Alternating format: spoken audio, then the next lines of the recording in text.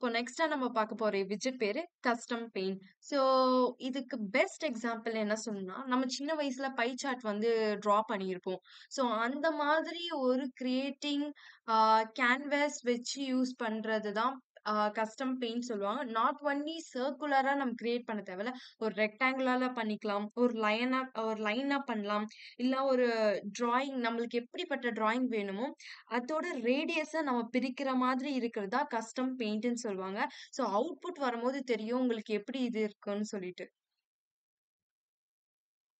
So first and foremost தேவையான பேக்கேஜ்லாம் import பண்ணலாம். Following that நம்ம இப்ப என்ன பண்ண போறோம்னா, இன்னொரு விட்ஜெட் வந்து பில்ட் பண்ண போறோம். அது வந்து பேடிங்க ரிட்டர்ன் பண்ணும். அதுவும் இல்லாம இன்னொரு விட்ஜெட்ட நம்ம வந்து பில்ட் பண்ண போறோம். அதுதான் வந்து டெமோ பெயிண்டர்ன்னு சொல்லுவாங்க. ஸோ இந்த பிளேஸ் எதுக்குன்னா, நம்ம குடுக்குற டெமோ பெயிண்டருக்கு மேல இருக்கிற டெக்ஸ்ட் ஃப்ளோ ஆகுறது தான் இந்த இது சொல்லுவாங்க. அந்த டெக்ஸ்ட் வந்து நம்ம குடுக்குற ஆ ஒரு ரேடியஸ் பொறுத்து அத டிவைட் பண்ணி அதுக்கு மேத்தமேட்டிக்கல் கால்குலேஷன் சிம்பிளா சொன்னோம்னா, இதெல்லாம் இதுக்குள்ள தான் நடக்கும். டெக்ஸ்ட் ஃப்ளோலாம் இதுக்குள்ள நடக்கும்னு வச்சுக்கோங்க. இப்போ என்ன பண்றோம்னா, ஃபர்ஸ்ட் பேடிங் வந்து கிரியேட் பண்ணோம். அதோட பேடிங்கோட எட்ஜ் வந்து 20 இருக்கணும்னு சொல்றேன். ஸோ ஒரு சைல்டு வந்து சென்டருக்குள்ள இருக்கணும். அதுல கஸ்டம் பெயிண்ட்டே எனக்கு இண்டிகேட் பண்ணியிருக்கணும். அந்த பெயிண்ட் வந்து ஒரு பெயிண்டர்ல இருக்கணும். ஸோ இந்த டெமோ பெயிண்டருக்குள்ள இண்டிகேட் ஆகியிருக்கணும்னு சொல்றேன். ஸோ ஃபாலோட் பை நம்ம சைல்ட வந்து பேடிங்க்குள்ள குடுத்துருக்கோம். இந்த பேடிங் என்ன பண்ணும்னா, எட்ஜ வந்து இண்டிகேட் பண்ணும். அந்த எட்ஜ் வந்து 20ல இருக்கும். ஸோ இதே போல வந்து நம்ம இங்கேயும் ஒரு டெக்ஸ்ட் வந்து ஃப்ளோ பண்ணணும். என்னன்னா, இப்போ நம்ம ஒரு டயகிராம் வந்து டிரா பண்ண போறோம். ஃபார் எக்ஸாம்பிள் ஒரு சர்க்கிள் டிரா பண்ண போறோம். அந்த சர்க்கிள்குள்ள இப்போ நீங்க பை சார்ட்ன்னு போடணும்னு வச்சுக்கோங்க. அந்த டெக்ஸ்ட் ஃப்ளோ ஆகுறதுக்காக இப்போ நம்ம ஒரு டெக்ஸ்ட் குடுக்குறோம். நான் என்ன பண்ணேன், this is an pie chart அப்படின்னு சொல்லிட்டு குடுக்குறேன். ஸோ நெக்ஸ்ட் வந்து அது எனக்கு என்ன ஸ்டைல்ல வேணும்னு கேட்டாங்கன்னா, ஃபர்ஸ்ட் ஸ்டைல்ல வந்து எனக்கு கலர் வேணும்னு சொல்லியிருக்கோம். இது பிளாக் கலர்ல இருக்கணும். பேக்ரவுண்ட் வந்து ஒயிட் கலர்ல இருக்கணும்னு சொல்றேன்.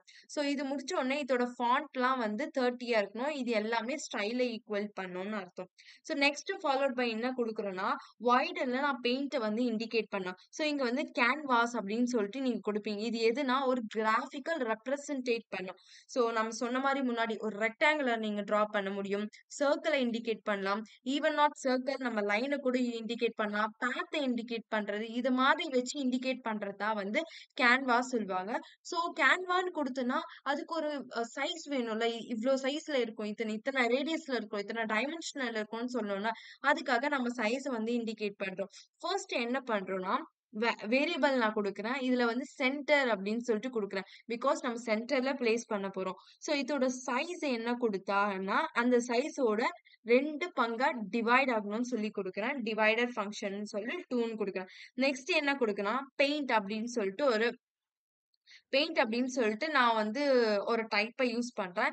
இது எதுக்குன்னா, இது வந்து லோக்கல் வேரியபிள்ன்னு சொல்லுவாங்க. இந்த பெயிண்ட் வந்து ஒரு கலர்ல இருக்கணும். ஸோ நான் இப்ப குடுத்த ரேடியஸ் நான் குடுத்த சைஸ வந்து ஃபுல்லா பெயிண்ட் பண்ணி குடுக்கணும். அந்த பெயிண்ட் என்ன கலர்ல இருக்குன்னா, yellow கலர்ல இருக்கணும் சிம்பிளா.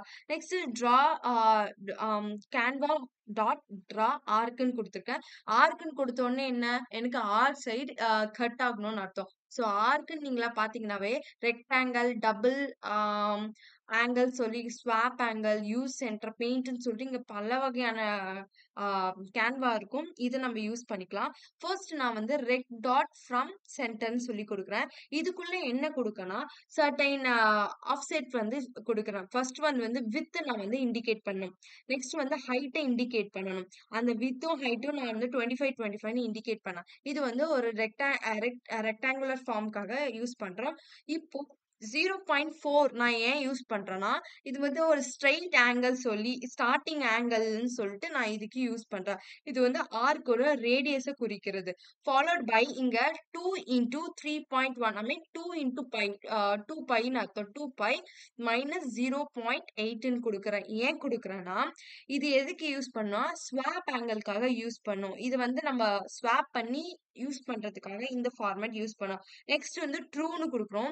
இப்ப இது என்ன பண்ணும்னா, குளோஸ்ட் வேல்யூவ வந்து செக் பண்றதுக்காக. ஃபார் எக்ஸாம்பிள் வந்து மோஸ்ட் ஆஃப் ஆல் டெக்னிக்கலா சொல்லணும்னா, இது வந்து ஆம் பே மேன் மவுத் இஸ் க்ளோஸ்ட் அப்படின்னு சொல்லுவாங்க. இப்போ ஒரு மவுத் வந்து க்ளோஸ்டா இருக்கு. இப்ப பை சார்ட்ல ஒரு மவுத் க்ளோஸ்டா இருக்கிற மாதிரி இண்டிகேட் பண்றது ட்ரூன்னு சொல்லுவாங்க. நெக்ஸ்ட் ஃபாலோட் பை பெயிண்ட் ஏன் கொடுனா, இது வந்து அப்பியரன்ஸ் ஆஃப் த ஆர்க் குடுக்கறதுக்காக நான் பெயிண்ட் குடுக்குறேன்.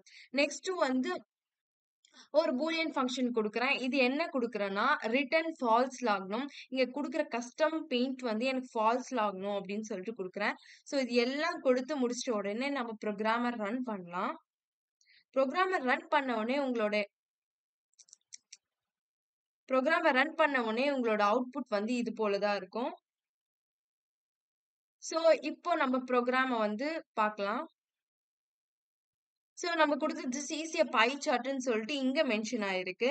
ஸோ நான் குடுத்த ரேடியஸ் 0.4 குடுத்த ரேடியஸ் வந்து இருக்கு. ஸோ இது வந்து ஹாஃபா கர்வ் ஷேப் வந்து நம்மளுக்கு கட் ஆயிருக்கு. ஸோ இது எல்லாமே இண்டிகேட் பண்றது தான் வந்து இந்த சர்க்கிள்குள்ள இண்டிகேட் ஆகுற மாரி அர்த்தம். ஸோ இதெல்லாம் வந்து என்ன பண்ணா, ஆ கேன்வா ஆர்ட் மூலியமா நீங்க வந்து கிரியேட் பண்ணிக்கலாம்.